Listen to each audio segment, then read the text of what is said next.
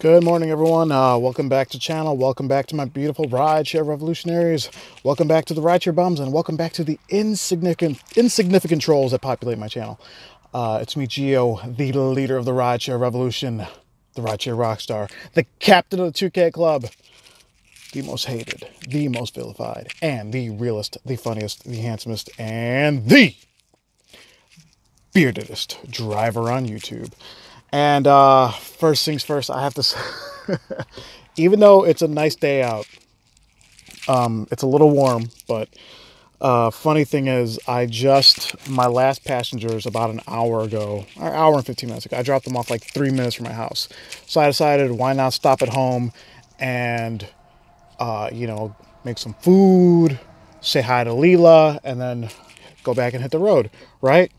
Well, this car still stinks like alcohol. The guys, my last passengers were so drunk, it was just coming out of their pores. Like, those guys are going to be so hungover. But that's not the point of this video. I just wanted to talk about something that happened earlier this week. A little bit of story time for you guys. First thing, I don't tell these stories to frighten people. I tell them because I think drivers have to realize, if you're new or old, that like being a rideshare driver, it's like Pawn Stars. You know, the intro Pawn Stars, Rick Harrison says, after so many years in this business, I've one thing's for sure, you never know what's going to come through that door. Same thing applies to rideshare. You don't know who is getting into this car. This person could be a super successful businessman, or they could be someone really down their luck. You could have the most calm and cool and collected person, or you could have a total psychopath. You don't know. You don't know until they get in the car, right? And I had a passenger the other night, okay, another thing is 99% of my rides, I will never remember. It's hi, bye, have a good one. I actually felt kind of shitty because I had a passenger the other morning where it was actually the same day. Yeah, same day, same morning.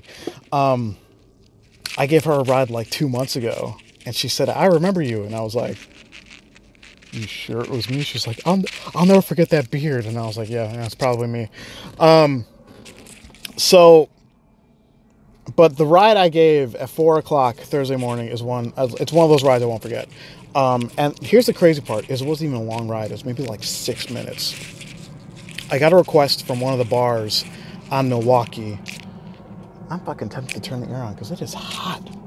I got a request from one of the bars on Milwaukee by Wicker Park, by Milwaukee and Damon. And it was at like 4 o'clock in the morning. So I picked the guy up at like 4:02, right? I pick him up. This guy's obviously visibly drunk. He's walking around the car.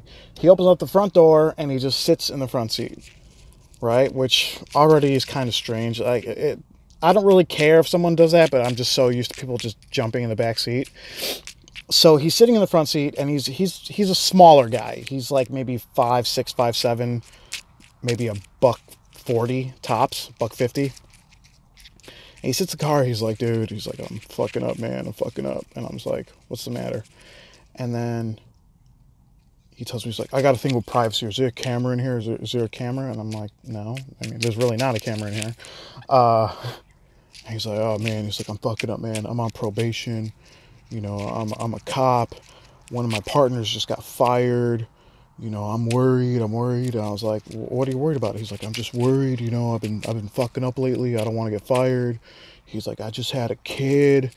Me and my wife are having issues. And he's like, I got to take care of my family and all this. And like, he's not like hysterical, but he's obviously, there's something on his mind, right? And I was like, well, what's going on? He's like, I just had to get out. I just had to go to this bar. I was making out with this random chick. And then I come out and she's making out. I go to the bathroom. I come out. She's making out with some other guy. And then we start like yelling at each other, and then security tries kicking me out of there.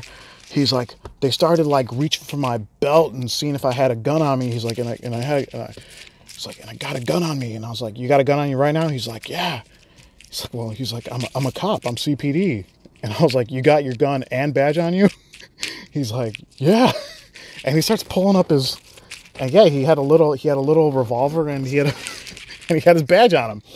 And I told him right to his face, I was like, you probably shouldn't be taking that out in public. You probably, or especially to a bar. And he's like, oh, I'm force of habit, man. I just, I always do it. And then I'm like, well, probably not the best choice. He's like, I know, especially because I'm on probation. You think I'm going to get in trouble? And I was like, I don't think so. I mean, I don't know. I don't know if that's, I don't think CPD watches my videos.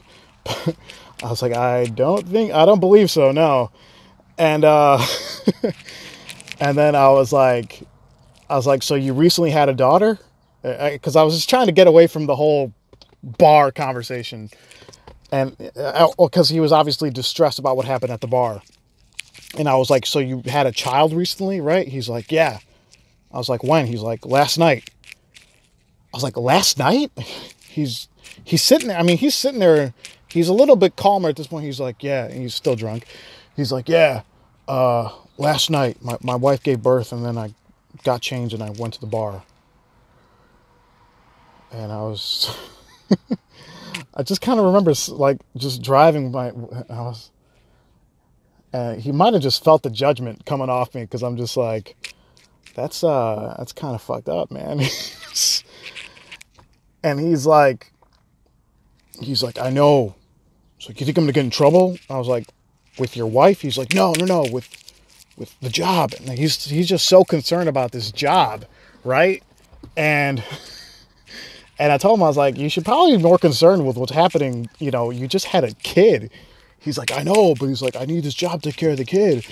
And like I said, this was maybe a 6-minute ride. And this guy, like, here's the thing. I'm an honest person. I love honesty.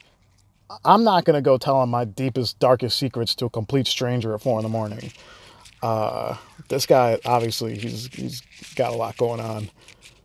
Probably should see a therapist, not an Uber driver. And then, yeah, and I didn't even notice what the destination was until we got there. The crazy part is, this is the really sad part, is we're talking, and I said, just whatever you do, man, take care of yourself. He's like, thanks, you too. And he like shook my hand, and I dropped him off at the hospital.